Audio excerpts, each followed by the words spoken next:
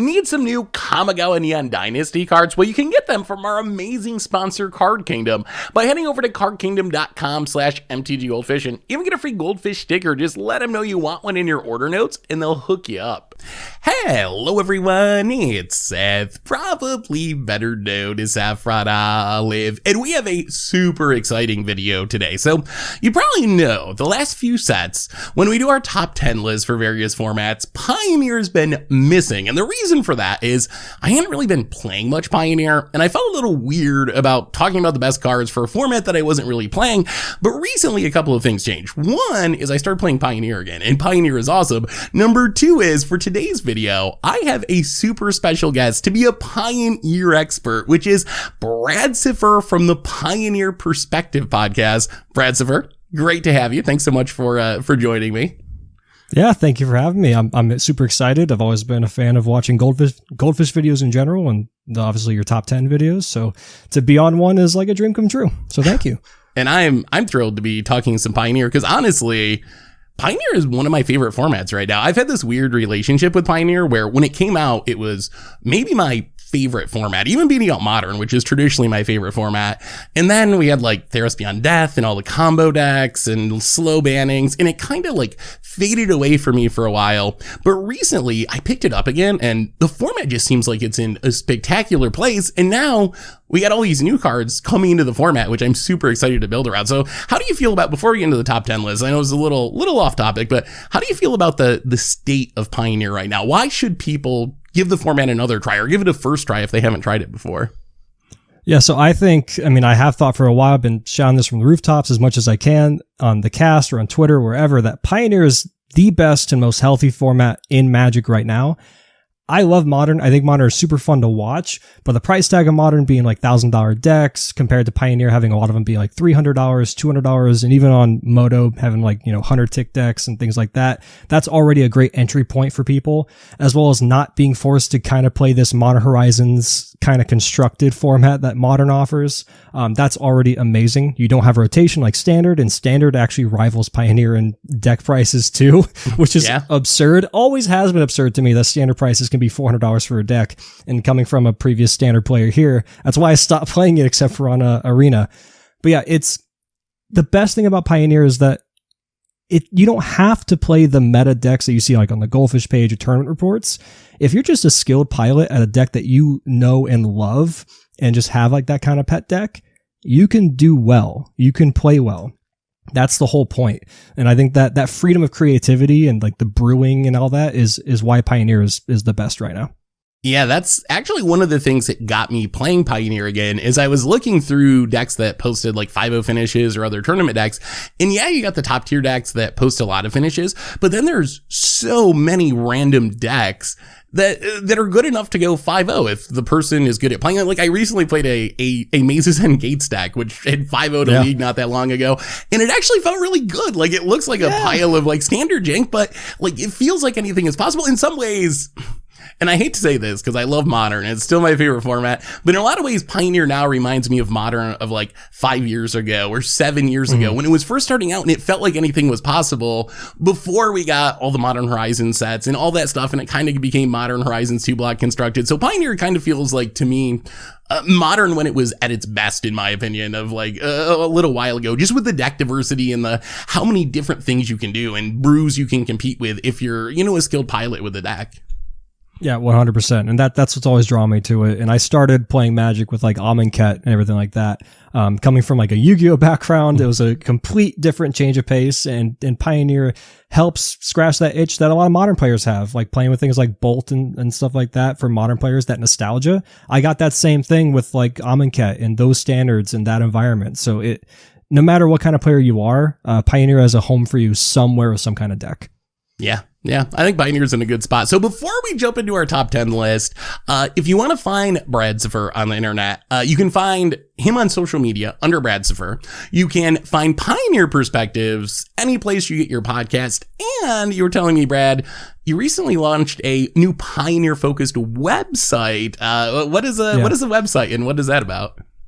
So this was a collective kind of joining of forces between our podcast, Pioneer Perspective, as well as Crew 3 podcast and the First Pioneers, and a bunch of other content creators as well. It's called PlayingPioneer.com. And the whole idea is just we want a nice home for Pioneer to be talked about and discussed and for people to go to kind of understand articles and things like that. Because, of course, as much as I love Goldfish articles and, SCG, well, previously SCG and all that kind of good stuff, it's hard to fit everything you can into one place with all the different formats. So we wanted to kind of, find a home for that. So we have articles up for like Rakdos variants. My co-host Alex put a article up about the new legendary lands for Neon Dynasty. So if you want to learn more about Pioneer and trying to get an idea of like what it has to offer, we finally made a website for that. That sounds awesome, because I felt like Pioneer not only does it not get the credit it deserves sometimes from players, even though I'm hopeful that's going to change, but I don't think it gets as much playtime as it deserves from content creators, with just like how good the format is. So it's super exciting to have a Pioneer focus, because I know even like on Goldfish, I feel like we don't have that much Pioneer content. I played a little bit on YouTube, but it's not like we have a ton of dedicated Pioneer content. So really sweet to have a website that is focused in on this format that really deserves more eyes and more people playing it. So yeah, 100%. I agree. Anyway, let's jump into our top 10 list. And I should say, this is Brad's list, leaning on him as a Pioneer expert today. So we're going to jump in at number 10 with a random uncommon artifact creature in Patchwork Automation, a 2-mana 1/1 that gets bigger as you cast artifact spells, a little bit of protection with Ward. So where is this one going to see play, you think, in Pioneer, Brad? So we used to have, just in those random 5-0 leagues and things like that, we had Artifact Central, like Scales type of decks that attempted things with like Metallic Mimic, Steel Overseer, and even Chief of Foundry. But ever since they banned Walking Ballista last year, actually, no, the year before that. Wow. Ever since Ballista got banned, you kind of lost your boss monster. Because Ballista was the best of both worlds. It got big, could beat over things, and just act as removal as well. Mm-hmm. We kind of got that again, not with the removal aspect, but with automaton, you have a boss monster that can continually grow. The Ward is nothing to scoff at. We've seen that with other cards previously, like Graveyard Trespasser with Ward of a discard. We have the giant land, the Hall of the Storm Giants, that has Ward 3. So these are cards that can be tough to deal with. And on top of that, we have a bunch of amazing artifact synergies. You got things like Ingenious Smith. Portable Hole is a great way of removing threats in front of you while still buffing Automaton. You have the new Lion Sash from Neon to act like kind of a scavenging use type of thing in your deck that can also reconfigure onto Automaton to get even bigger. And if you go into those colors of like Hardened Scales, like Selesnya, you have Conclave Mentor, Hardened Scales itself. And I think this deck has some decent legs to stand on. And while it didn't make the top 10 for me, I do think Mashiko's Reign of Truth, that saga, that the first 2 chapters or target creature gets +1/+1 for each artifact and champ you control, and then it flips to be a creature of that same thing. I think that deserves a spot in this kind of deck. I think this can get out of hand quick. You can kind of steamroll people. And it sounds like a lot of fun to play in general. Yeah, I think this card's been a little bit overlooked, but I think you're dead on. I'm also kind of excited for it for like some of the in-soul artifact style strategies that have been a thing in Pioneer. Same with the saga you were talking about that works kind of like all that glitters. So there's definitely multiple potential homes, and in the right deck that's just built around a bunch of cheap artifacts, this is going to get super big super quickly. And really importantly, 2 mana means it's also cheap enough to work with Lurrus, which is a big deal for a lot of decks that would potentially want this effect. Yep. It just seems really good. And again, that ward cost of 2, it's easy to overlook it because you're like, oh, you can pay for it, but not being able to fatal push it on curve sometimes is just that's the whole difference of being ahead of your opponent or just getting steamrolled by this type of deck. Yeah, very true. Well, let's move on to number 9 on our list. We have a card that I get asked about all the time. People love this card, compared maybe to Hidden Stockpile almost. Oni Caught Anvil, a new artifact payoff / sacrifice outlet. What do you think about this one, Brad? Is this something for those sacrifice decks that we see in the format, or is this going someplace else? So I think you can definitely have a lot of brewing potential with this kind of card where you can go into like a Rakdos kind of sacrifice or artifact central deck, like a Hidden Stockpile kind of thing. Maybe this could be Hidden Stockpile copies 5 through 8. But I really think this comfortably slots right into those Jund food decks that we have. Yep. You could argue that maybe you can fit into the Citadel version with some kind of tweaking, but Jund food seems perfect. You have Gilded Goose, you have Culture Familiar, you have all these things that either make your artifact tokens and your foods and your treasures, and they also sacrifice them to kind of start, growing your board. You have things like Corvold and Deadly Dispute that want to sacrifice your permanents, which 9 times out of 10 are these artifacts that you want to leave the field. And the cool thing is, it just says whenever one or more artifacts you control leave the battlefield, so it doesn't say non-token. Of course, that works with the other artifacts as well, but it works with itself.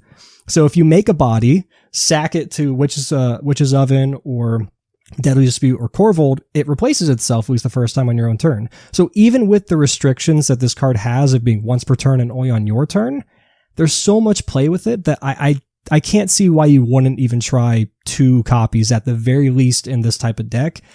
It just seems like the perfect home. It's restrictive, but who cares? It works fine. Yeah, it seems absolutely perfect for those sacrifice decks. Like, it just does everything those decks want. And as you mentioned, you already got a ton of artifacts laying around. So yeah, I definitely plan on trying in those decks, and I expect that it could actually be pretty powerful in those decks. It is a little bit safe with the restrictions to once per turn or whatever, but that's probably a good thing, because if it wasn't, this card would just be so busted with the sacrifice decks. It'd be close to number 1 on the list. It'd be insane. Yeah. Oh yeah. So sometimes those restrictions are actually maybe a good thing for the format, but let's keep moving on. Number 8 on our list, we got our first vehicle. I'm excited for this because vehicles are probably my favorite part of the new Kamigawa set. We got Surge Hacker Mech, our new vehicle flame tonkavu, maybe, if you want to think of it that way. What do you think about this removal vehicle? I mean, it slots right into your initial game plan of it being a vehicle deck. It's not like you're just playing a removal spell and you're kind of conflicting yourself and you're like, okay, what number do I play? Do I play 1? Do I play 2? Who cares? You just play 2, play more. It doesn't matter because it is a vehicle in itself. Seth, do you like Ravenous Chupacabra as a card? Oh, I love it. So good. Would you like it better if it was a Hero's Downfall? Yeah, I think I probably would. That would be an upgrade. Oh, let's also give it Menace and make it a 5/5. Let's do that too. Like, I think this card's so good. And again, your game plan right off the bat is, I'm a vehicle deck. Here's a vehicle. And look, by turn 4 that it comes down, or maybe turn 3 if you have some kind of mana dork, if you want to go into green or whatever, doesn't matter. It acts as a Chupacabra in the sense that it can kill anything. Because by the time you get it down, you're going to have 1, 2, maybe 3 vehicles, because it counts as self, of course. And it's double that. Blood Tithe Harvester from Val is already playing way better than you thought it would based on spoiler season, because of the fact that it's double the amount of blood tokens you control. So that double amount makes a huge difference, and it's just a threat in its own as well. This card's awesome, and I'm so excited for vehicles, and this will not be the last vehicle we see on this list. And so yeah.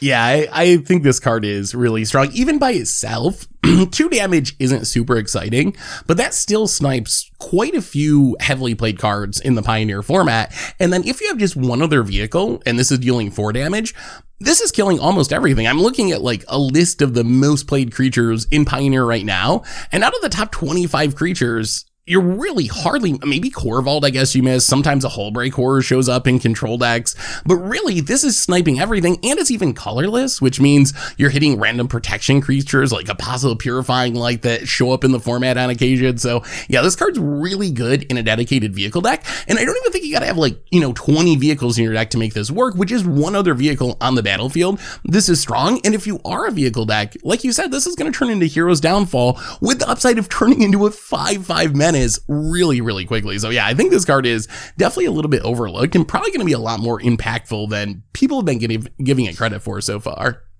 Yeah, definitely. It's sweet. Vehicles in general in the set are just my favorite thing about Neon Dynasty. Yeah, me too by far. So let's keep moving on. Next on our list, we got a pretty easy one. Secluded Courtyard. We have seen Unclaimed Territory in the past be a staple in tribal decks. Secluded Courtyard, essentially just an upgrade, like kind of a fringe upgrade, allowing you to make mana for abilities along with casting creatures of the type you choose. So the upgrade I don't think is super huge, but just having more copies of Unclaimed Territory seems like a pretty big deal. I'm curious though, when I saw this card, my first thought was Modern, where Unclaimed Territory sees a ton of play in like 5-color humans, 5-color elementals, things like that. Where are we playing this one in the Pioneer format, Brad? So one thing that Modern has over Pioneer is a little bit more consistent mana with fetch lands and pretty much all the fast lands available to you, where the problem with Pioneer is we're missing the allied colors of fast lands. So one thing that humans likes to play, for example, would be in Selesnya. This allows you to kind of make a little bit more, have flexibility with your mana and things like that for humans. And one thing that people have been trying for quite a while, just it's never quite, come to snuff, is 5-color humans, 4-color humans, with things like Mantis Rider and Kitesail Freebooter and all these wonderful cards that we think are just so awesome. The synergies are so great, but you can't cast them. So having copies 5 through 8 of Unclaimed Territory, and I don't think the activated ability is going to come into play often or at all, but who cares? You just want the ability to cast your spells. And for the pure idea that this could create a humans deck that could actually be more than just Selesnya or Orzhov and go into more colors and have that more flexibility and be the humans deck we've always wanted to have akin to Modern, is enough for me to put it on the list just for that alone. And of course, there are other tribes that want to make use of this as well. But humans is my favorite portion of this. I think that now that I think about it more, maybe Pioneer is the format that this card will have the biggest impact in. Because in Modern, you have Cavern of Souls, you have Unclaimed Territory, you have like Ancient Ziggurat and some other 5-color lands, City of Brass to go along with Mana Confluence. In Pioneer, you don't have most of those cards, so this could create new archetypes like you're talking about. Like all of a sudden, maybe this card, along with having Unclaimed Territory, gives you enough mana fixing that you can play 5-color humans, or maybe even explore some other 5-color tribes that just haven't really been explored because the mana is just obviously not good enough. So the more I think about it, the more I'm coming around on this being a really, really exciting card for the Pioneer format.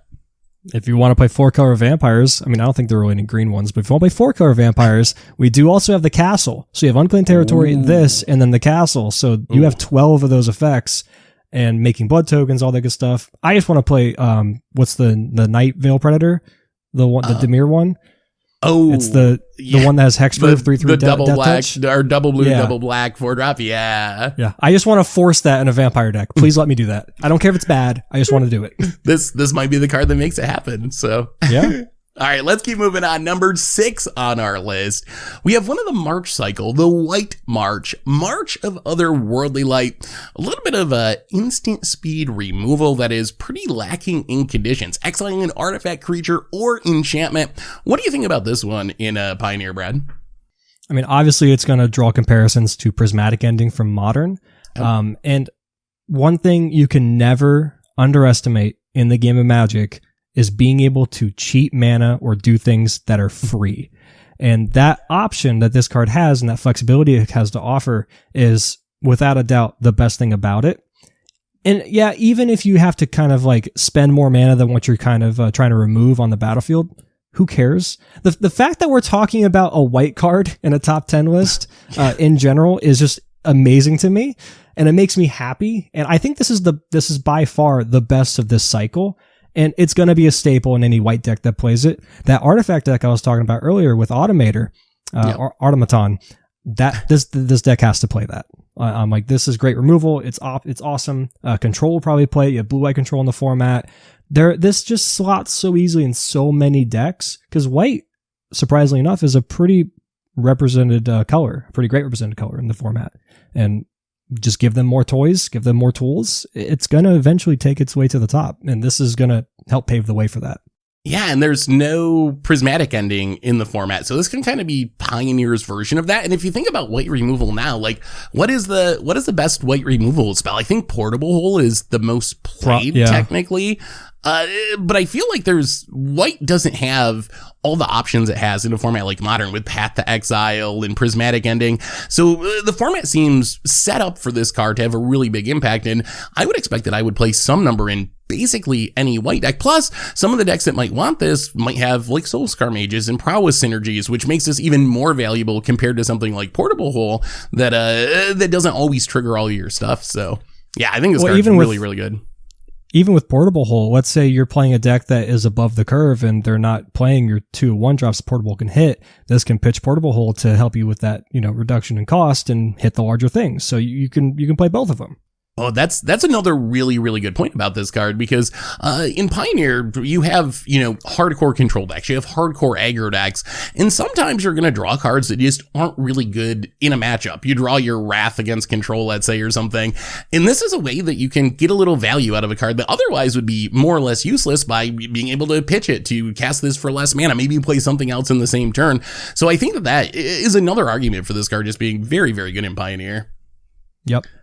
Let's move on. Moving into the top 5 of our list, we have another vehicle, Mobilizer Mech. Oh, this vehicle's so sweet. This is the blue 2-drop 3/4 flyer, so pretty far above the curve by stats. And when you crew it, you get to crew something else for free. So essentially, a 2-for-1 sale on your vehicle crewing. What do you think about this one, Brad? This is the best vehicle in the set. This is by far the best vehicle. I can't not say it enough. It's an automatic 4 of in your deck. People were kind of going, because traditionally, you go Boros vehicles and that kind of thing, maybe splash into another color. And everyone's like, okay, well, do we have a reason to go into blue? This is the reason. This right here. You play blue. I don't care. I think you go straight up Azorius is my personal take. But what we talked about earlier with Surge Hacker Mech. Imagine you play that. You remove a thing. And you can eventually, either as an attacker or blocker, obviously has Summoning Sickness first off, but freely crewing your 5/5 with Menace after getting this down is awesome. You have Toolcraft Exemplar that can easily crew it. You have the new Hotshot mechanic, which we'll talk about a bit later, that can crew it as well. It's just so easy to turn this and get this online. And even with the rule change that they just recently kind of released like last week, going like, hey, you can't crew itself anymore. Because originally we were looking at this, we're like, oh wow, you can crew this, and then you can just crew itself with it, and then get 2 free crews. You can't do that anymore. But even so, same thing as March, the same exact thing, same exact idea. Do not underestimate free things. Do not. And this is going to be amazing, a staple in vehicle decks. And again, like you said, well above the curve. It's just a scary 3/4 flyer at the very least. Yeah, that's, I've talked about this before. When I look at vehicles, I think what makes a vehicle constructed playable is above the curve stats, which this clearly is. Evasion, pretty much every vehicle that has seen a lot of play has some form of evasion, and this has flying, which is one of the best forms of evasion, and it has some sort of upside, and you get the upside of the 2-for-1 crewing. So everything about this screams constructed playable. And you mentioned, like, we have all the pieces there between Toolcraft Exemplar, the old vehicle stuff, which is floating around in the format, and it's getting all this new support from our newest set. So I feel like Pioneer is set up for a vehicle deck to be good. How good do you think a vehicle deck can be? Like, with all these new cards combined with the old cards, do you think we're looking at it like a legit top tier vehicle deck, or is this like a fun, tier 3 brew style deck?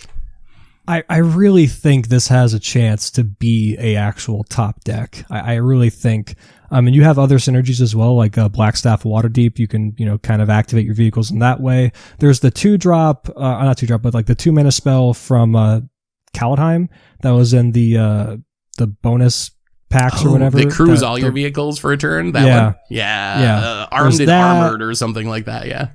Yep. So you have these other cards. Oh, and even in Soul. You could always just straight up Ensoul a vehicle, make it a 5/5, and it's just cool. I'm just going to swing in with it. And I mean, that's pretty cool too. So you have all these synergies.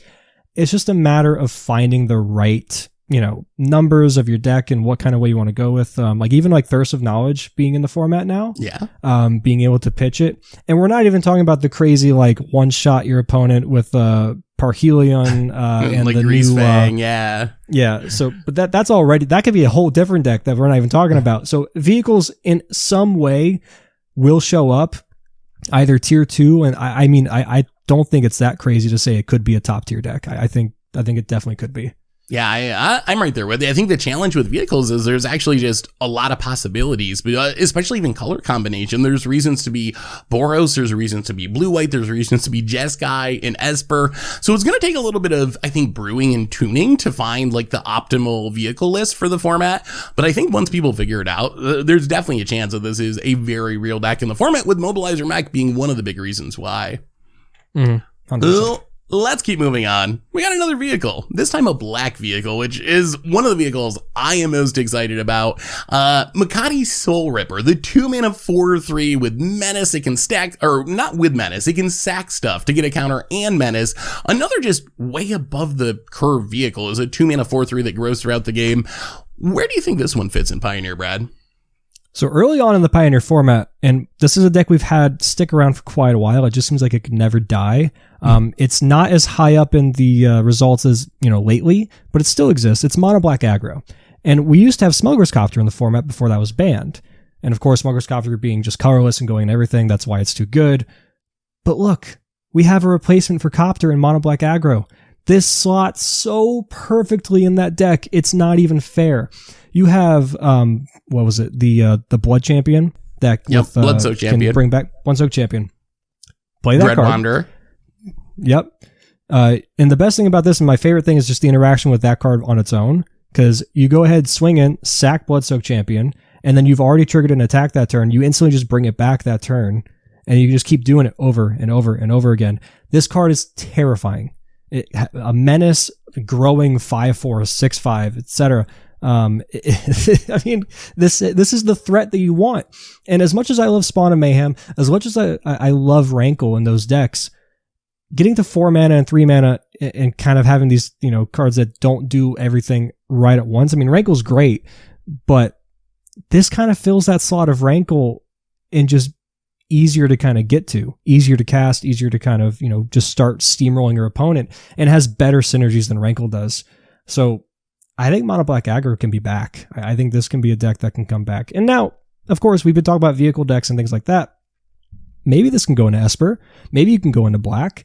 So you have that flexibility there too. But at the very least, easy NBA.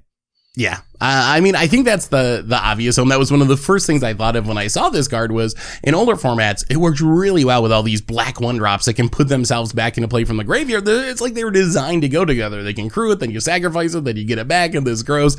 But I almost wonder if it's even better than we're giving credit for, because I feel like there's a few other possibilities with this card. One is with the mono black aggro deck. Maybe if you add this to the mix, and maybe Rankle's too important, but I wonder if there could almost be a Lurrus build of mono black aggro. Like if you get a critical mass of these 1 and 2 mana spells that are powerful enough, maybe you can start taking advantage of Lurrus. The other thing is you can sack artifacts for this as well, which maybe opens up the possibility of like some sort of blood token style deck. We have some like Blood Tithe Harvester, Stitcher Supplier decks running around in the format. That could be a possibility. You could even play it in some of the food decks. I don't know if you need this effect in the food deck, but it's another card that you can sacrifice random food tokens and turn this on and keep beating down. So I feel like mono black aggro, obviously the first home for this card, but it might be good enough to show up in other places as well, at least good enough to test in some other places as well. Yeah, being a flexible card like this and just being able to even consider it for all these different types of decks already showcases how strong this card is on paper. And in practice, I'm sure it's just going to steamroll some people and make them very sad. Yeah. If you can't deal with this closes out the game really, really quickly. So let's keep moving on. Number 3 on our list, we're back into the world of vehicle decks. Not with a vehicle, though, but with a pilot hotshot mechanic. The Savannah Lions that's really good at driving cars, apparently. I assume this is going in some of those decks we're talking about as another Toolcraft Exemplar style 1-drop that's going to be good for turning on vehicles. Is that kind of what you're imagining with this one, Brad? Yeah, and the thing that would hold back vehicles often enough is the fact that you only have one reliable creature to crew them. Now you have 8. We've talked about this with like the unclaimed territory land and other vehicles and things like that. Consistency is what makes decks good. You can have the greatest card ever in a deck, but if you can't get to it on time, you just lose. Having the ability to just sit there and go, I feel like I can just crew a vehicle whenever I want, makes this just amazing, and that's already enough for it to be in a home. But another thing is, it's not just a creature, it's an artifact creature. So if you're playing things like Ingenious Smith or Toolcraft, because this automatically pumps Toolcraft right off the bat, you have synergies there as well. It could be Surf Staff with Genius Smith. And if you're playing Black Staff of Waterdeep or in Soul and those type of effects, and you don't have a vehicle for some reason, cool, I'm just going to animate this and just start swinging in. You have a backup plan. It's just so good and so flexible. And it's like, I think this is a better card than Toolcraft Exemplar. So I would consider Toolcraft Exemplar copies 5-3 of Hotshot Mechanic at this point. Yeah, there's a lot of synergies that I wasn't even thinking of now that you mention it, with it being an artifact creature. And those are cards that you would probably want in a vehicle deck anyway. So it's just naturally very synergistic. And I mean, it's not the worst creature in a deck that's trying to be aggro. Savannah Lions isn't what it was, 20 years ago, but it is a 2-powered 1-drop. So as a beatdown threat in an aggro deck, it's not that bad. It's still passable even in 2022. So I think you're right. Like if you're building a vehicle deck, I don't know why this wouldn't be the first 1-drop for crewing purposes that you add to your deck, as long as you're in the colors. Mm-hmm. Yep, Let's move on. Number 2 on our list. Little bit of cheating here. We have a whole cycle of cards, and I'm sure you know what these ones are by now. It's the Channel Lands. These cards came in number 1 on all of our countdowns for every format we did this year, and Pioneer coming in at number 2, which actually kind of excites me. That means we have a non-land card at number 1, which, oh boy, you'll find out about it in a minute. So these cards, Brad, we've talked about them a lot in various formats. What do you think they do in Pioneer in specific? They just go in everything. If you have the ability to play it and you can just kind of like slot it in, it's not that hard as a 1 of, a 2 of. Find a reason to play them. Find a reason to fit them into your deck. They're free. They're uncounterable. They can't be thought seized. They can't be hated out of your deck. Like, come on. I'm so tired of talking about them because they're so good. All I can say is thank God Wizards did not make this a mythic cycle. I thought they would have. They would have. Look at this. Look at this cycle. How is this not a mythic cycle for them? That the money is there, but they let us have it as a rare, and it's still going to demand a nice price tag, I'm sure. I haven't looked at the pre-sale prices that much yet. I don't want to because I don't want to buy them, at least not yet. But I mean, they're so good. It's kind of over the top to the point where I'm like almost surprised they printed them. That's like how strong this cycle of lands is. I'm a huge MDFC fan. They're some of my favorite cards. I play them in a lot of decks. And these are mostly just the mythic MDFCs, but better, just like upgraded of a cycle that I think is really, really good and really impactful for constructed Magic. So yeah, put them in your deck if you can. In Pioneer, there's even less punishment than in some other older formats. It's not a Blood Moon format. There's not a Wasteland running around. So the cost of playing non-basic lands is pretty low in Pioneer, as long as you have the right colors to cast your spells. So play these cards in any deck you possibly can. Are there any in specific that stand out as being the most impactful for Pioneer? So I don't want to be the dead horse and say it's Boseiju, but it probably is. But for one particular reason, Lotus Field is a deck, and I'm actually genuinely terrified of this card being in Lotus Field because they run Sylvan Scrying. You can tutor for this. You can put a 4th or 3rd copy in your wish board and get it with Fae of Wishes. So you have this tutorable card that's an answer to all the sideboard threats that you bring in for Lotus Field. Your Deafening Silence, the Damping Ghoul, Sphere, Damping Sphere. Pretty much everything that is there to Lotus or answer Lotus, they have an answer that they can just search for. And if you're going against a Damping Sphere, for example, or a Deafening Silence where it starts taxing how many things you play, this gets around the tax. This is just terrifying. I don't want to see Lotus be a top deck in the format where it's like that prevalent, but this might make it so. And you got to be flexible, I guess, in your sideboard plan now, or just be very fast and aggressive and just kill Lotus on sight because this card changes it up completely. I'm scared of it. Yeah, that part is a little frightening. What do you think about the Lotus Field deck in the format? That's a deck that, now that I've been back into playing a lot of Pioneer, it's probably the most annoying deck to play against for me because it does function in a way that's very different than the rest of the format. It's like the Storm combo, essentially. I would compare it to of the Pioneer format. It's a spell-based combo deck. Do you think there's any chance it's a deck that is too good for the format? What's your take on it? I guess you play more Pioneer than me, even. I mean, I don't think we'll see if Boseiju makes that much of a difference, but right now the deck is not consistent enough to just win altogether. Again, if you bring in your hate pieces and you're ready for it, it's kind of like the dredge of Pioneer, where it's like 1 week it kind of shows up and is good. Everyone's like, oh, we got to put the stuff in the sideboard. Let's do that. And then the next week it just gets dumpstered. So we'll see if this land changes that. But right now, I think it's fine in the format. I understand the frustration of playing against it. I understand people don't like sitting there like watching their opponent just play with themselves in their deck and everything like that just for the entire time. I get that. but it's not good enough to warrant any bannings or anything like that. But I will say, my hot take on that is I prefer Lotus Field when it had Breach, even though it was a much stronger card, a much stronger variant, because at the very least, I knew when I was dead. When they cast Breach and they can start looping Tome Scour over and over and over again, I'm like, okay, cool. I'm dead. But now it's like you wait for them to get into their ultimatum, and then like maybe they can whiff still. Also, recently you played against Lotus on one of your videos, and you were talking about like what you wanted to do with the when they had ultimatum out or they cast it. Yeah. And they go with Pour the Pages, Peer, and Omniscience. For everyone at home, always give them Pour and Omniscience. Never give them Peer, because they will cast themselves and they will become deterministic and win. There's a chance they've given Omniscience and Pour that those 3 cards they draw, they can whiff. So please never give your opponent Peer. Always give Omniscience and Pour. Oh, I remember that match. I don't remember what I gave them. Did I make the right choice? You gave them Peer and Omniscience. Oh, okay. Yep. Next time I'll do it right.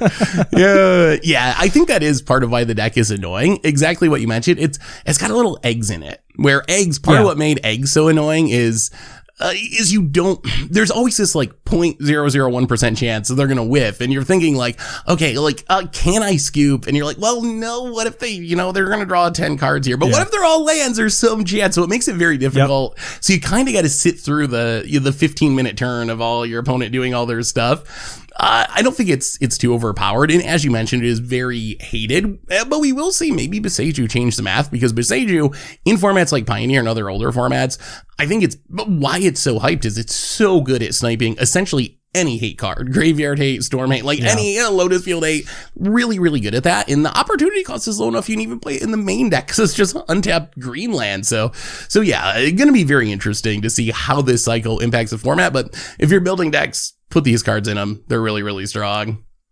So coming in at number 1 on our list, we have Light Paws Emperor's Voice, our new legendary aura payoff. So what do you think about this one, Brad? We already have Orzhov Auras as an entry-level challenger deck that people can just buy. Yep. And the best thing about these challenger decks is they all have an opportunity of a path to an upgrade, whether it's adding like your extra lands and things like that. But this is one of them. We don't have the one that Historic has access to. I'm blanking on the name. I'm so sorry. Core Spirit Dancer. Yes, we don't have that. But now we have our copies 5 through 8 of SRAM, and this can straight up tutor any kind of aura you want, which gives you the flexibility of kind of becoming this weird toolboxy almost idea of auras and finding those silver bullets. You have Kaya's Ghost Form, which I think is really cool with this card. It's like, hey, you want to remove it? I'm just going to come back. Yep. You also have if Niv-to-Light comes back in the format as a big player, or at least more so than it is now, there's a 1-mana aura that gives protection for multicolored, which is hilarious that you could run in the main deck as a one of. You could run your Cures of Sessions if you go into blue. You can run, you have this amazing toolbox option, and it just slots perfectly into that deck. And I was having this argument with my co-host Alex on the positioning of the legendary lands in this card between 1 and 2. My justification for this being number 1 ahead of the legendary lands is, of course, that cycle's insane. It's going to go in every deck that can possibly play if you can fit it, and it's free, all that stuff we just talked about. But the difference is, outside of Lotus, how many decks are going to benefit so much from a card that it can actually propel it into a tier 1 status of it being a deck in the format? I don't know. But this, I really feel like, can propel this deck into another stratosphere of what it can do, just giving it that flexibility and another threat that's just like, oh my god, what, I have to kill this immediately. It's terrifying. So this card's amazing. This is amazing for auras. It's already an entry-level deck that you can get pretty easily on Moto or in paper with the challenger decks, and you're going to see an awful lot of this Fox everywhere. Yeah. I think you're right. I think there is a good argument to make for putting Light Paws above the channel lands. I think overall the channel lands are almost certainly going to see the most play in Pioneer out of any of the cards we get from Kamigawa. But I think they just kind of, outside of maybe the Lotus Field thing we were talking about, in general, they just kind of make most decks a little bit better rather than shooting one deck up from tier 3 to tier 1. I think Light Paws in Pioneer in specific has the chance of doing that because, as you mentioned, what it's missing that similar decks in Historic and Modern have is this second 2-drop payoff. If you go back to Modern, you get Spirit Dancer and Sram. In Historic, you get Spirit Dancer and Sram.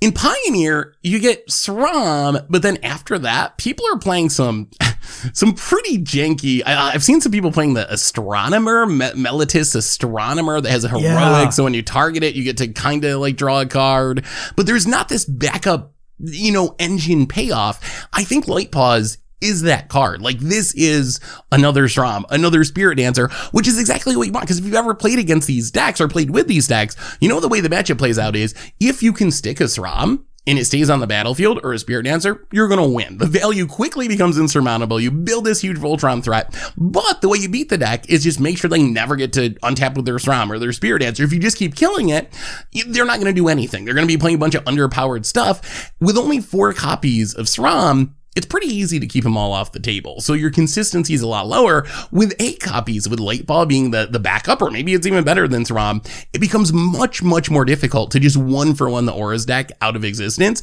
So I think you're exactly right that this is a card that can take Auras, blue-white or black-white or whatever color combination ends up being, from where it is now, which is a fairly low tier, honestly, to potentially a legitimate top-tier deck.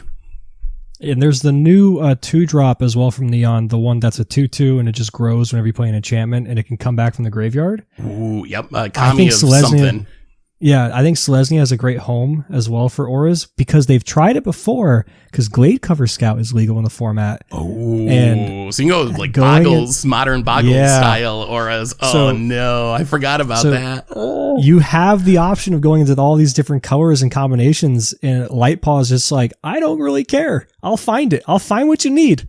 Yeah. You want to make that Glade Cover Scout grow in a little bit? I mean, obviously it has to stick it on itself, but I'm again terrified of this card, equally as terrified of this card as I am of Boseiju and Lotus, but I expect to see way more of this card for some reason. Yeah. And I think another part of it, as you mentioned, is the deck it goes in is really accessible because of the challenger decks. Like, it's really cheap to put together. So if you're someone who's like trying to get into Pioneer for the first time and you want to play competitively, but don't want to spend, tier deck prices, which in Pioneer, thankfully, isn't really that much compared to formats like Modern anyway. But this is going to be a really, really cheap deck that you can put together and have it probably be really competitive. And I know like there's always some skepticism with legends like this that you're going to legend rule yourself too much. But with a card like this, it really doesn't matter. If it's on the battlefield, you're going to win. And if your opponent kills it, you're going to want another one. So the downside of it being legendary is actually pretty minimal, I think. So yeah, this card's going to have a huge, huge impact. And I'm excited to see what happens. I always love when there's competitive decks that are also budget friendly for people who want to get into the format. And I think this is going to be a card that helps make Auras good enough to be one of those options for Pioneer. So yeah, I'm excited to see what this set has to offer for the format. I think Aura is getting bumped up, Vehicle's getting bumped up and actually being a deck again, or finally I should say.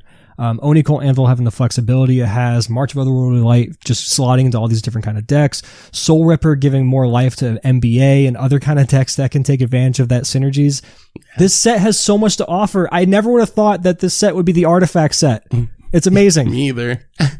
I was thinking that Brothers War, that we'd probably get a bunch of artifacts in the future, but a big chunk of our list today was artifacts. So Kamigawa kind of gave us the artifact gifts a little bit early, but anyway, that's our top 10 list for Pioneer from Kamigawa Neon Dynasty. Brad, thanks so much for joining us. It was awesome to be able to count down these cards and talk a little Pioneer. Yeah, thank you so much for having me. This has been awesome. I'm so excited to play with these cards. Yeah, so if you want to find Brad on the internet, again, Brad's for on social media. Check out the Pioneer Perspectives podcast, any place where you get your podcasts, and check out PlayingPioneer.com if you want some sweet Pioneer content. So thanks for watching, everyone. Now that you've seen our top 10 list, make sure to let us know in the comments what Kamigawa Neon Dynasty cards you're most excited to play in the Pioneer format. So thanks again for watching. Hope you enjoyed it, and we will talk to you soon. Looking for even more Kamigawa Neon Dynasty coverage? Well, you can find some other awesome videos right here and here.